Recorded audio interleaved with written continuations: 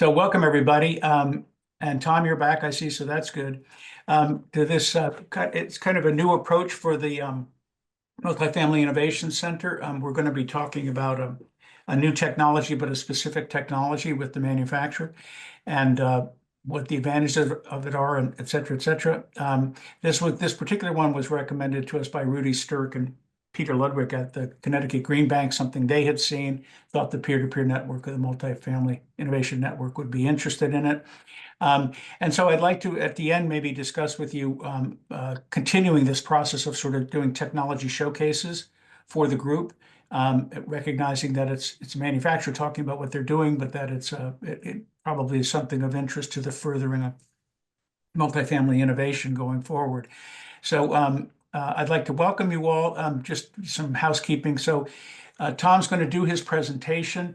If you have a burning question, this group is usually pretty flex about that. If you want to, raise your hand or sort of, I'll recognize you and we can ask Tom, or save your questions till the end, and we'll have a general discussion with him about the product, where it's been used, et cetera, et cetera.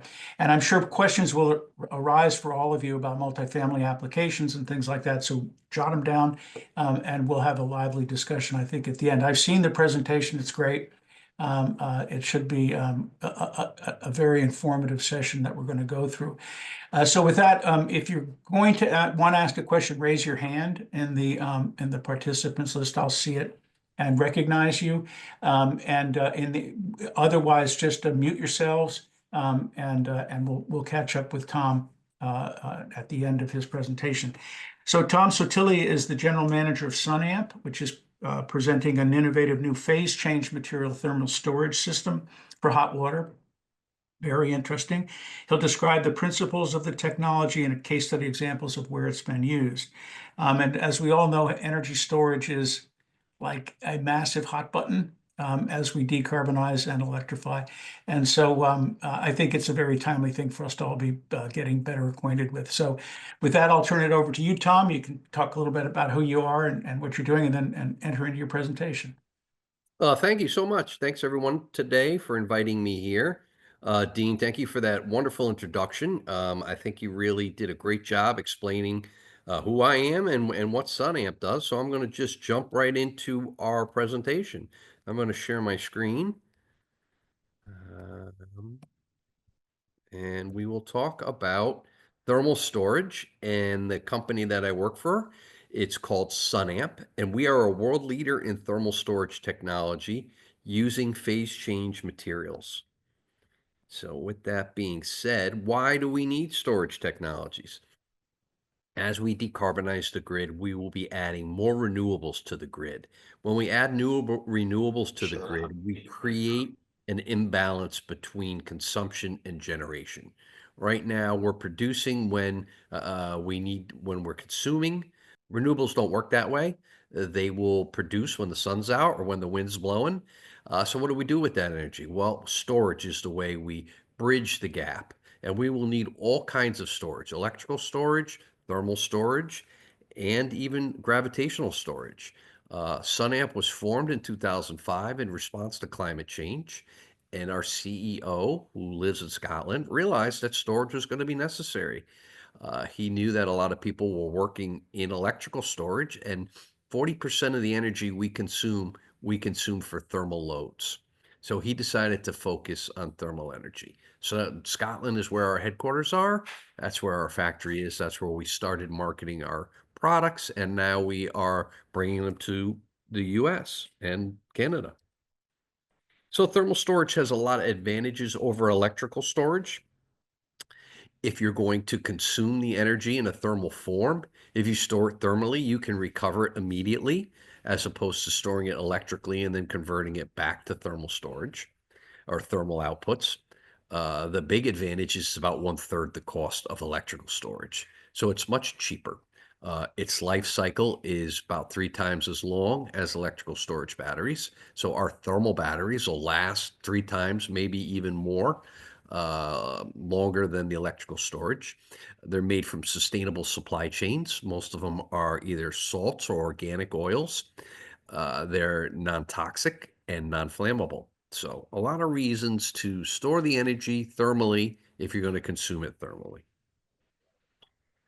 Thermal storage is nothing new. We've been doing it for years using water tanks and sensible energy. We even have used a phase change material called ice. And ice is a very energy dense material, but it happens to be at the wrong temperature for domestic hot water and heating. So we have a salt hydrate that has 4 times the energy density of water. And when I talk about latent heat, that's the energy it takes to convert a fixed amount of substance from a solid to a liquid or from a liquid to a gas.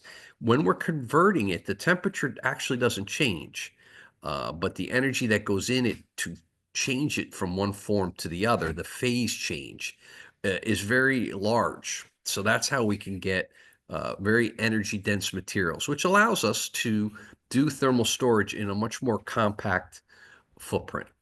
So we didn't invent the salt hydrate. It's been around a long time, but it had some problems that we had to overcome. The first problem was that it only lasted for a certain fixed number of cycles. Maria Telks did an experiment at MIT where she put the phase change salts in the walls. They would absorb heat during the day from a solar passive house and then release that heat at night. Worked very well for about 2 years. And then the phase change material started to stratify and no longer could store energy. We overcame that principal challenge. We've been tested independently for 10,000 cycles. That's the maximum they test for. We have an A rating, so it showed that there was no degradation of the material. We've tested it in-house for over 43,000 cycles. Still no degradation. So we have a product that we feel can be used, can be recycled over and over and over again, just like ice and water. The second problem with the salt hydrates is that they're better insulators than they are conductors. So in order to melt the salt thoroughly and quickly, and more importantly, freeze the salt and release that energy, we need a very high power heat exchanger. So we developed a very high power heat exchanger for domestic hot water. You run the water through the heat exchanger. The phase change material that surrounds the heat exchanger gives up its heat and heats the water instantaneously. It can heat it up to 70 to 90 degrees. That means that the water coming in at 40 will go out at 130. Solving those two problems led to the commerciality of our products. We call them thermal batteries. Up in the left-hand corner, you see our salt hydrates. They're just the standard salt that you spray on your potato chips. We add our stabilizer, which increases the cyclability. And then we put these in these red polypropylene boxes with our heat exchangers. You see 4 pipes coming out. There's 2 independent heat exchangers in there, one for charging it thermally and one for discharging it. We can charge it and discharge it simultaneously, like a flat plate heat exchanger, or we can charge it, store the energy in the phase change material, and then consume it later. All the phase change material is listed by the FDA for human consumption. So there's absolutely no concerns about the materials. If the battery needs to be disposed of, it can just be taken apart. The copper can be recycled. The salts can be recycled. So it's 100% recyclable as well. We do have phase change materials at different temperatures. We have some for cooling applications. We even have some for fast freezing applications. And we have warmer ones for higher temperature heating and even to produce steam on demand. But the one that seems to get the most traction is what we call our P58 material. It will melt at 136 degrees, and that is what we use for domestic hot water and space heating. We can put our different phase change materials in different size boxes to customize a storage solution. These first 4 here are basically water heater replacements. When I say Thermino 20, 40, 60, 80, these will store the energy necessary to heat that many gallons of water. Let's call it 80-degree rise. So from 40 degrees to 120 degrees. We do have a commercial size here for apartment buildings that might have a centralized water distribution. We would need more storage. This is smaller than a 5-foot cube, yet is comparable to a tank of water that would be 400 gallons. So it allows us to store energy in a compact way. Thermal storage is an integrator technology. It links generation and consumption. It bridges that gap. We can absorb energy from air to water heat pumps, from chillers on the cold side. Our residential models do have small electric heaters in them, so they can use electricity directly. Uh, so we can take advantage of renewables when they're available, or if we have a situation where we have time of use, it's cheaper at night. We can charge up the batteries at night and they'll last all day. They'll last many days and consume it when we want. They also match well with boilers, combined heating power units. We have examples of recovering waste heat. So lots of different applications. Using PCM just gives us a more efficient way to do that. So here's a comparison of our 60-gallon thermal store to a traditional 60-gallon tank. Besides the dramatic reduction in size, there's also a dramatic reduction in heat loss. We're about 1/4 of the heat loss of a tank, meaning we can store the water 4 times as long. This is really good for what we call time shifting, where we have low energy costs at night. We can charge up the battery and be ensured that it will stay hot for days. Where if we charge up a tank, it'll probably be cool by the end of the next day. Some of the other advantages are we're not actually storing water. We're storing the energy in the PCM. So there's very little water in here to begin with, which basically reduces all Legionella risks. It also greatly reduces any flood risk. This is really important in multifamily high rises. Um, if we don't have the burst potential of a tank, if that tank lets go, 60 gallons of water is coming through every apartment below it. If our heat exchanger was ever to crack, the PCM would actually solidify around it and you would get a very slow leak out of it. I'm going to go back to that one more. And lastly, our product is probably 3 to 4 times the life of an existing tank. I would like to say even longer, but it's hard to say that and have people believe you. So let's just say 3 times as long. If this is in a high-rise situation, they're probably going to mandate that you need to change this tank at least every 8 years for insurance reasons. Our product comes with a 10-year warranty, but we expect its usable life to be much, much longer.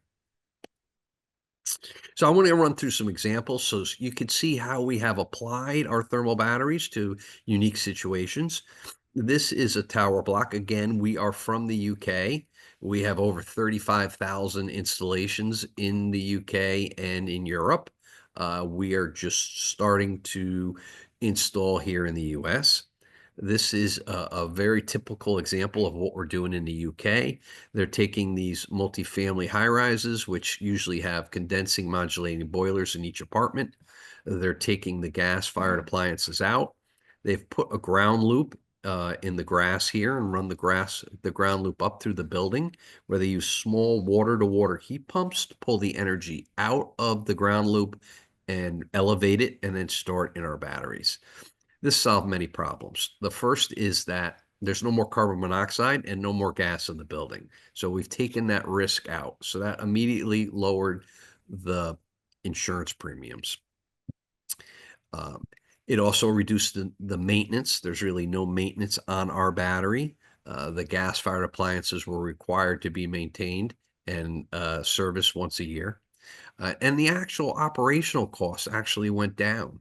So the tenant actually saved money because his overall fuel costs went down. This is an example of kind of doing the same thing, but it's in Brooklyn, New York. NYSERDA, which is the energy arm of the state of New York, will put out grants to help people decarbonize. With Local Law 97, all the multifamily buildings in New York need to decarbonize. So this is an example where they had a old gas-fired boiler which did the heat and hot water in the building. We've replaced that with 8 of our Thermino units, and these units will do heating and hot water for the building. It's a central system, so they're all grouped together. These charge up at night when the power's cheap, and then they carry the building through the next day. And that night they charge up again.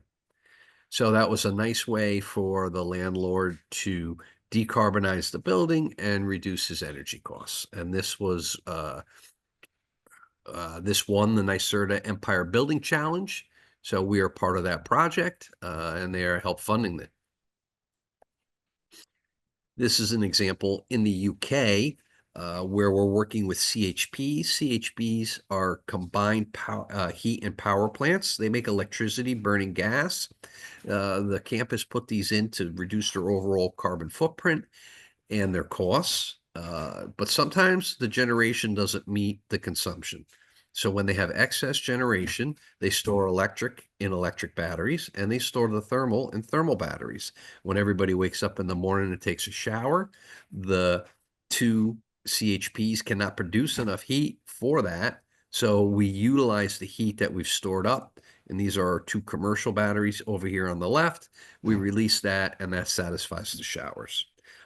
And this cut their energy costs by 40%, reduce their overall carbon emissions by 18%. This is something we were working with Eversource. We came a little late to the party. The Eversource has put in the first energy district in Framingham, Massachusetts. That's underground pipes that carry water. They're connected to all the buildings, and the buildings all have heat pumps that either take heat out of the loop or put heat back into the loop, depending on the season. And then all that energy is stored and shared through the community. By using storage, you can downsize the size of the heat pump that you need, so that lowers your overall costs, and you can time shift it. So you can operate it if electricity's cheap, store up the energy in either our heating or our cooling battery, depending on the season, and then consume it whenever you want.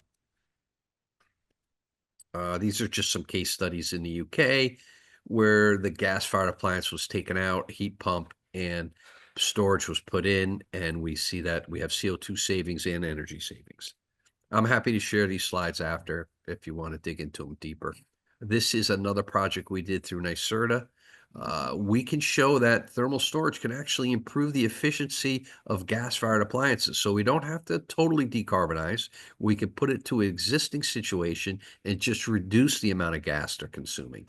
So this is a very standard Wall-McLean boiler with a Wall-McLean indirect tank. We measured the gas and the cycle rates of the boiler, took the boiler out and put in our equivalent thermal store. What we discovered, a 50% reduction in the amount of gas consumed to make domestic hot water.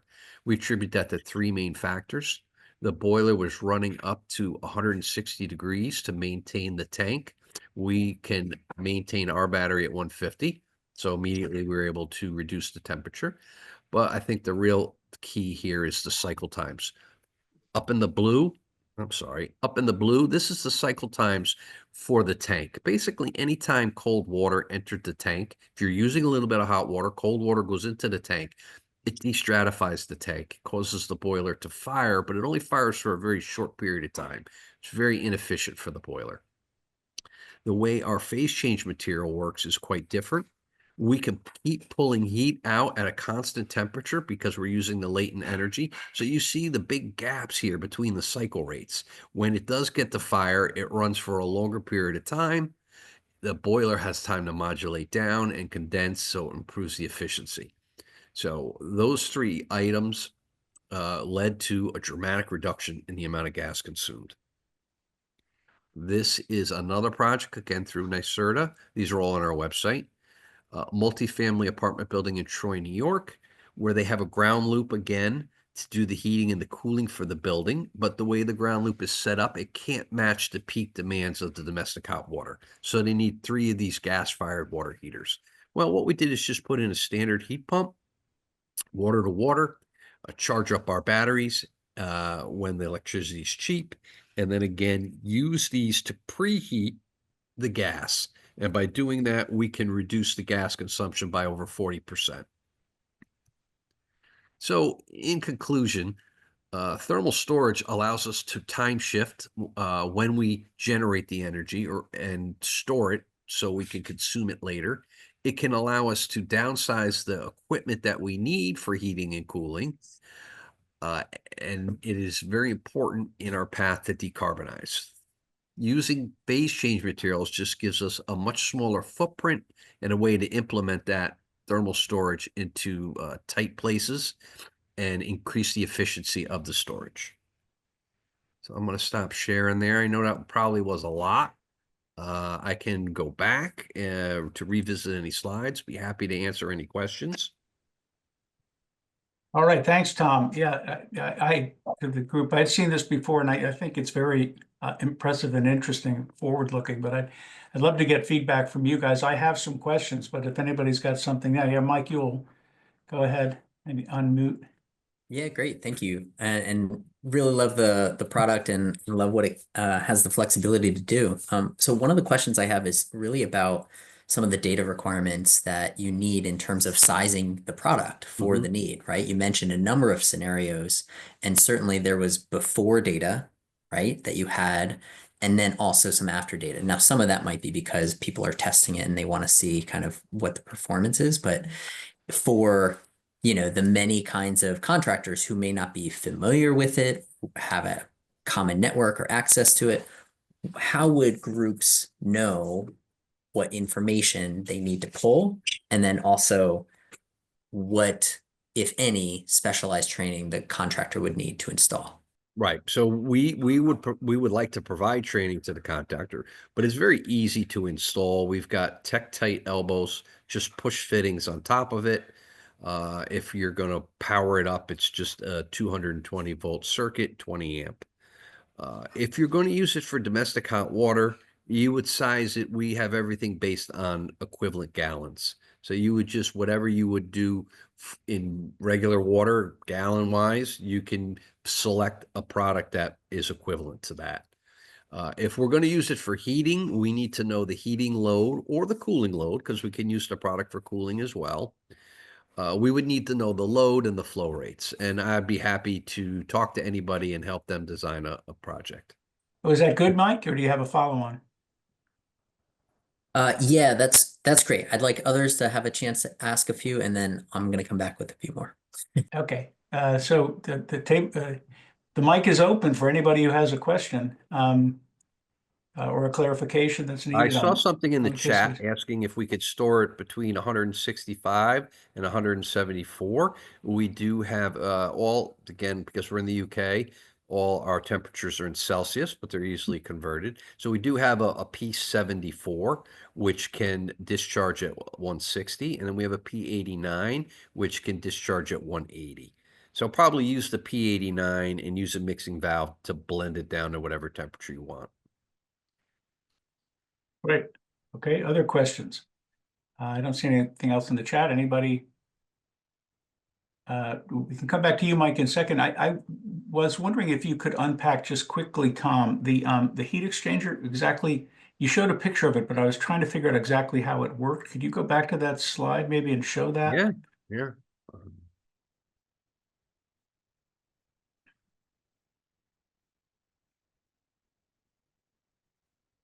Yeah, so the heat exchanger is a tube and fin heat exchanger. It looks a lot like an AC heat exchanger. It has a lot of surface area. And again, we need that because it's hard to push the heat through the PCM material itself.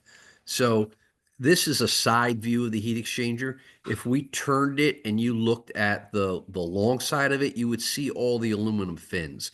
We basically drop this heat exchanger in the box. Okay, and it's basically the size of that box. Okay, Wow. but it's got a lot of space in between the fins. We melt the PCM and we pour it in as a liquid, and it totally encompasses the heat exchanger. Gotcha, And okay. then as it cools down, as we remove the heat from it, it'll solidify into a block. And now the heat exchanger is within the PCM. Gotcha. Okay, that's what I was wondering. So those bags get emptied in and Yeah, these bags get put into our mixer where we add water and we melt it and we add our stabilizer. We use Storage. a special spectrometer to look at the materials to make sure Cold that water we have the once right it comes out hot. concentrations. And Yeah, then we hey, pour it in the Yeah, melts the storage material. Say that again, Gene? Sorry, I didn't realize my mic was open. I was just explaining how the cold water is heated up and melts the PC material. Yeah, well, the cold water will freeze it. So what we're going to do is we're going to melt it first. We can melt it thermally using a hot solution that we run through our charging circuit, or we can use the electric heater that's in there, and that will generate heat and melt the battery. So once the battery is all liquid, we run the cold water through it and it freezes. And when it freezes, going from a liquid to a solid is going to a more stable form. Because we're going to that stable form, energy is released. The same thing with water. If you put water on the stove and you want to make it a gas, you have to add heat to it. That heat breaks up the bonds in the water, and the molecules go out in a gas. If you want to condense that, you cool it, right? You cool the gas, and what happens? It rains, and you get water, and heat is given off, or Do, energy given off, and electricity like lightning. do all of your batteries include the electric component, or is that an Uh, option? We do not put them in the larger ones because ideally we want to use the heat exchanger because the heat exchanger will allow us to melt the material faster. We've got that high powerful heat exchanger. It works in the smaller batteries with the electrical, but we would need so many electrical heaters in the larger that it's much easier just to put an electric boiler and use the heat exchanger. So there's other ways of doing it without the embedded element. I have a job. This is an interesting job. It's a hotel, and again, it's in New York, and they want to decarbonize their hot water. They need 750 kilowatts of electricity to make the hot water they need for the peak demand. However, the building only has 350 available. So what do? Well, they could go to Con Edison and ask for an upgrade, which would probably take 2 years and be very expensive, but they're only trying to meet that peak demand for 3 hours. So what if they put in 350 kilowatts of an electric boiler and run it for 12 hours and store up the extra and then discharge the extra to help meet that peak demand? So that solves that problem without having to change the electrical infrastructure in the building, which saves them a ton of money. We've got a question about, I mean, it's a group of people who are thinking about this product, so they're very interested about cost. Can you talk to that Right. a little bit? So we're probably double the cost of a standard electric water heater. We are more similar to the cost of what they call an indirect, which has a hot water coil in it. So that would match up with a boiler. The boiler water runs through the coil and heats the surrounding water, the domestic water that's in the tank. Gotcha. A tank, we have that powerful heat exchanger, and that adds some cost to the product. So therefore, we are more expensive than something that's just a tank. But if you look at, if let's say we're twice as expensive as a tank, um, we should outlast that tank. You're going to be replacing that tank every 8 years. So when you replace it for the first time, now we're the same price. But in the meantime, we were losing less heat, so you're gaining a little bit of savings every day. But really, some of the bigger advantages are the reduction in size. If you have no place to put the tank, well, then our product solves that problem as well. Gotcha. Okay. Mike, I see your hand, but there's one other question here from Kyle. Is the product eligible? I think you mean for the tax credit? Yes, so It's- the product is available under thermal storage in the IRA. So I think it's 30% of the project. Wow, okay. Um, and also second one, sorry, Mike, but I'll get to you. Is the price a little lower than a heat pump water heater?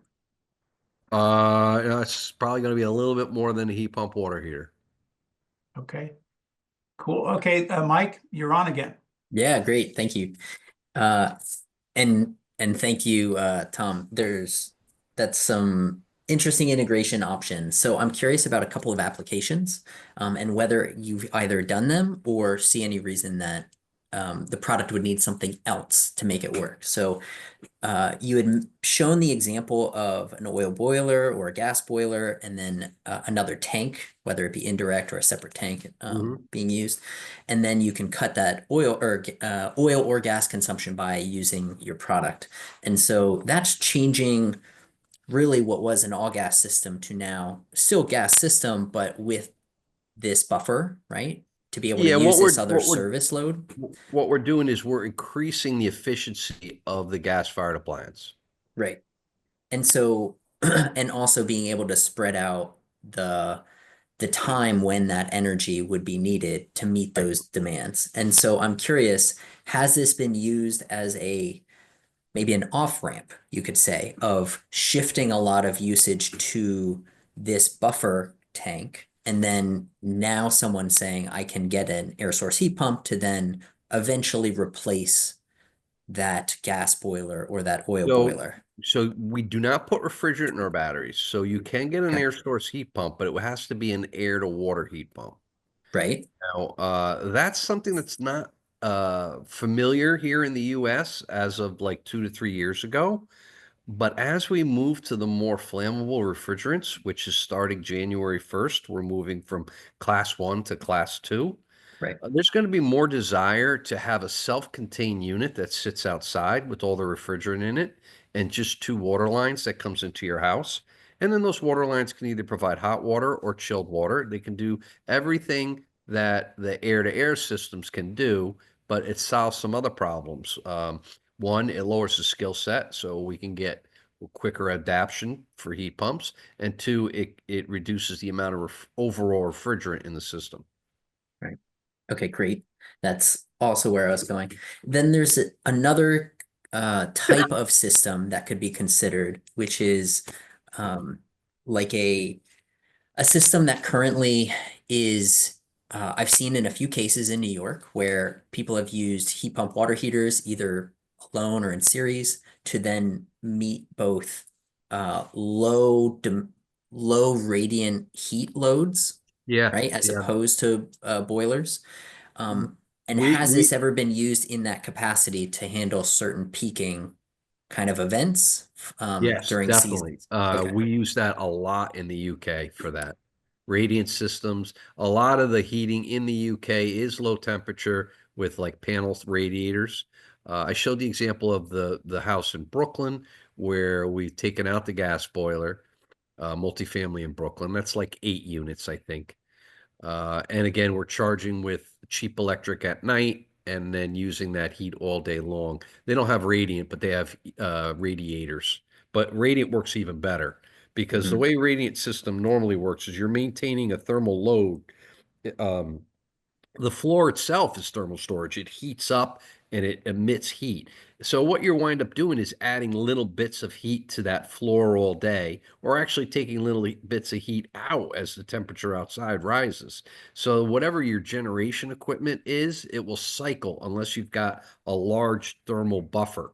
And our product works very well for that. Okay. And then has it also been used in kind of complement to something like a hydro air system or a hydro Yeah, coil or aqua coil? it can power, you can use it as the source. You can use it as a buffer to keep the generation equipment from cycling.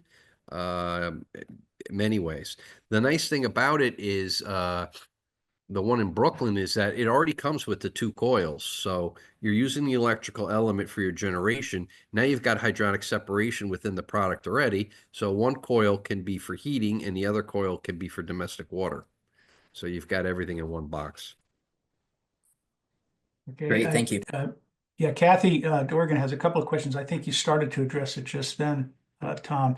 If you're using for cooling and DHW, you use different batteries? Yes, because you Oh, have different phase change temperatures. So for cooling, you're going to want a product that melts. Well, ice can be used for cooling, but the problem with ice is that you've got to go below zero to freeze that ice. And a lot of chillers the efficiency really suffers if you push them to go below zero or 32 degrees. We've got products that freeze at 41 and at 51. So now the chiller will be much more efficient if we only have to push it to, 48 degrees to freeze the 51 material, and then you run the water through the 51 material and it comes out at 53, and then that chilled water is used for your cooling. So we're doing a lot of work looking at shifting cooling loads for data centers, Mhm. things like that. That makes a lot of sense. Kathy had a second one. Can you address using it with solar thermal? Yeah, it Do works you? great with solar thermal. There's an example of that on our website. I didn't include it in the slide deck, but a house out in Long Island where he has some solar thermal on the roof. Oh, the temperature is, we can charge our battery up to 170 degrees.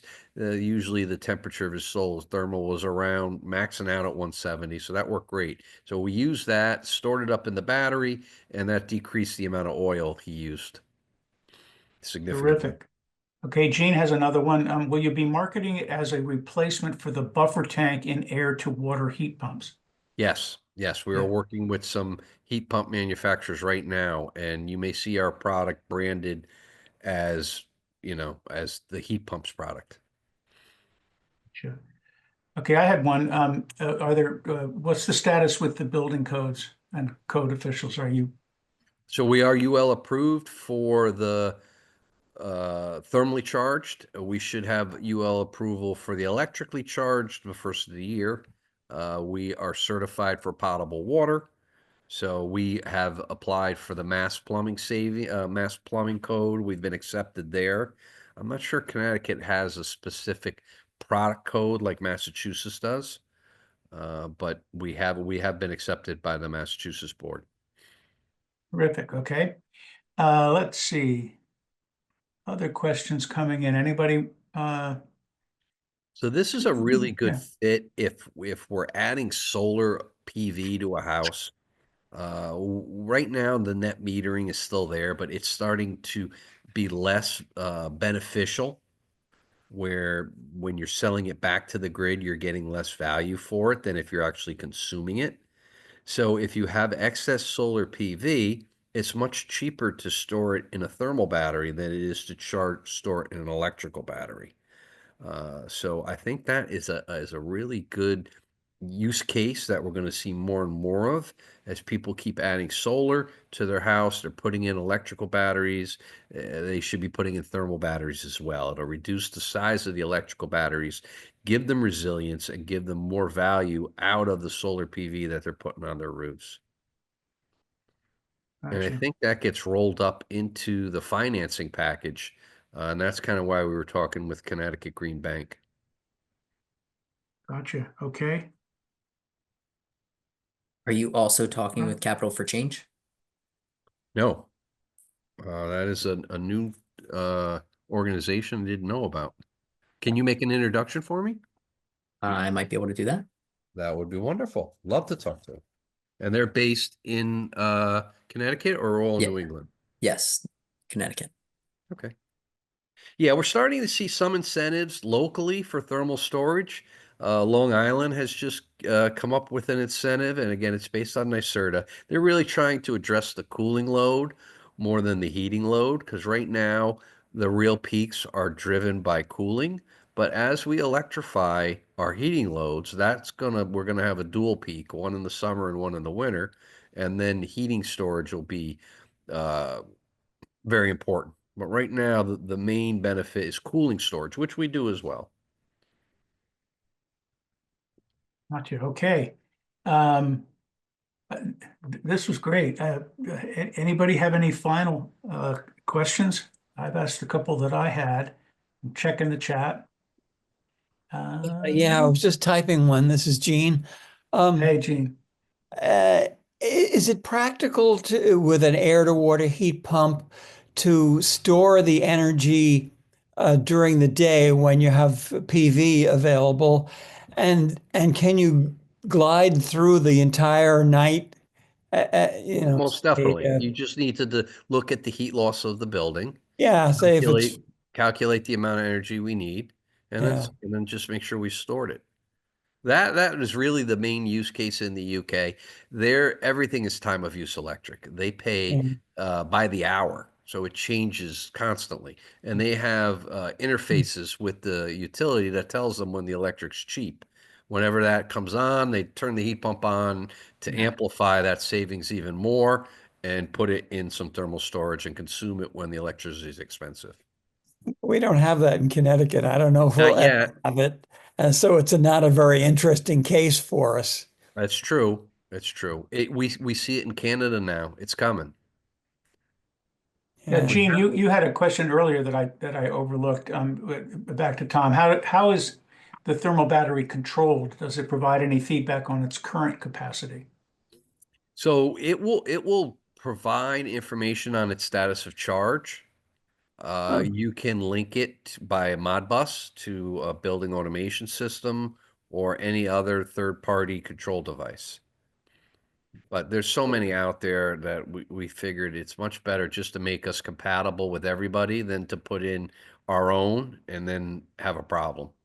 good choice. Yeah, yeah. Okay. Let's see.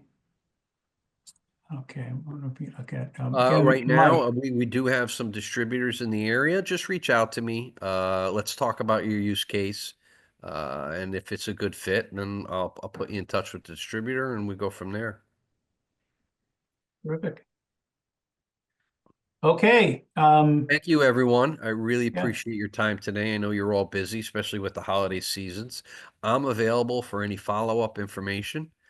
I can share the slide deck. You could go to our website. We've got a lot of information there as well. And the site will be posted to the Connecticut Green Bank repository of all our presentations, right? Within like Vicky, a week or so, maybe less. Oh, probably less, thanks. Probably less, yeah. So that'll be up there. And a So, special well, thanks. everybody, Special th- give a hand to Tom. That was great. Congratulations. Delightful. My favorite thing about it is that I can eat it. But Yes.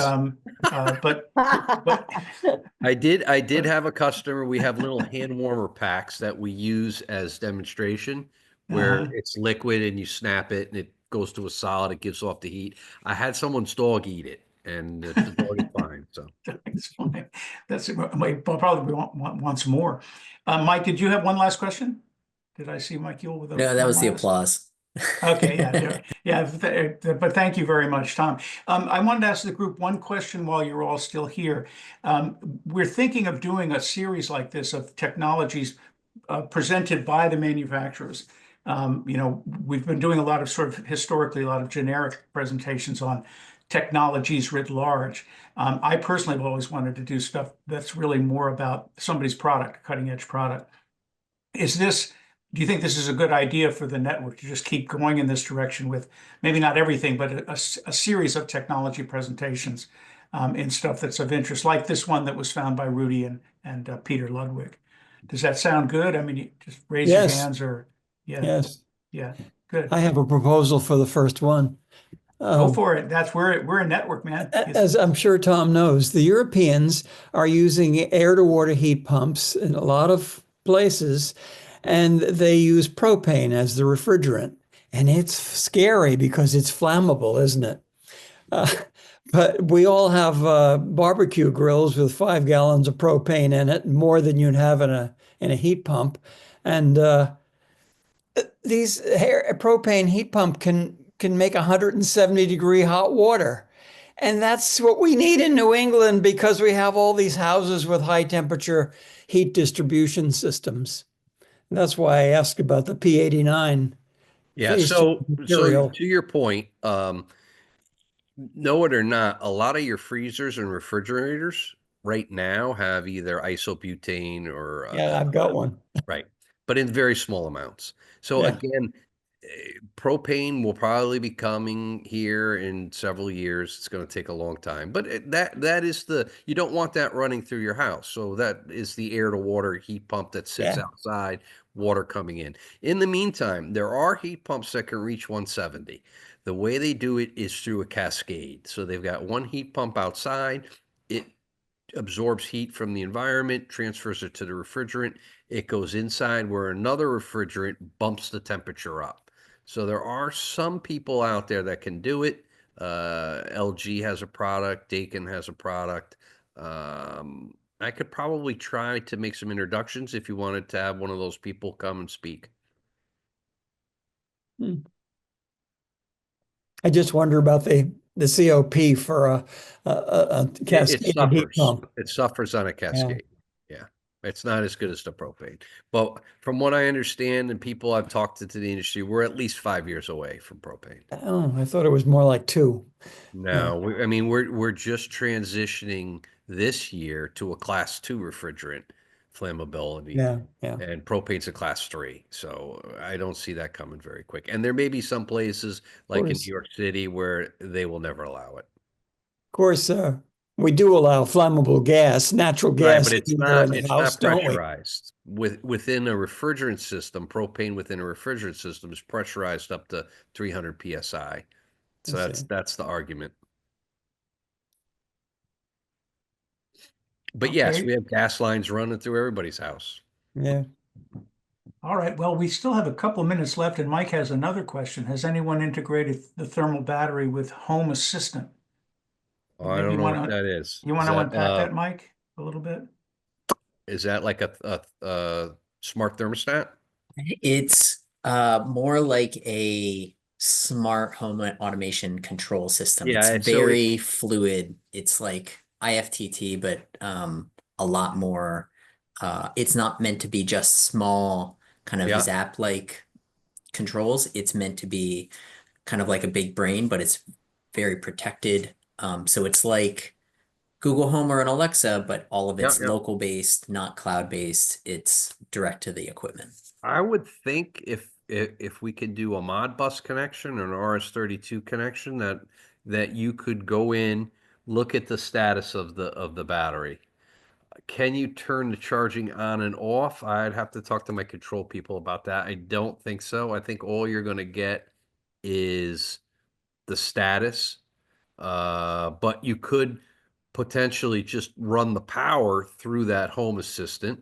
So the Home Assistant, like through a smart panel where you turn on the circuit when you want. Yep, that works. Even just monitoring is good because Yeah, what you want to it can monitor match up so with you other can- data. So Right, exactly. Okay. Well, that was a curtain call after the applause. So that was great. Thank you very much, Tom. And Thank you. everybody for coming. We'll let you know what the next one is in the first thing in the new year. But I think we've got some authorization to go forward and get other innovative technology manufacturers and system manufacturers to talk to us. So I think that's going to be a new direction for us, which I think is going to be great. So thanks for all coming. Kathy, could you stay on for 1 second, talk about something different? But I wanted to update you on something. And Yep. everybody else, have good weekends and have good holidays. And Yes, Happy thanks, holidays. everyone, and thanks again, Tom. It was great. yeah, it was All right, great. bye. Thanks.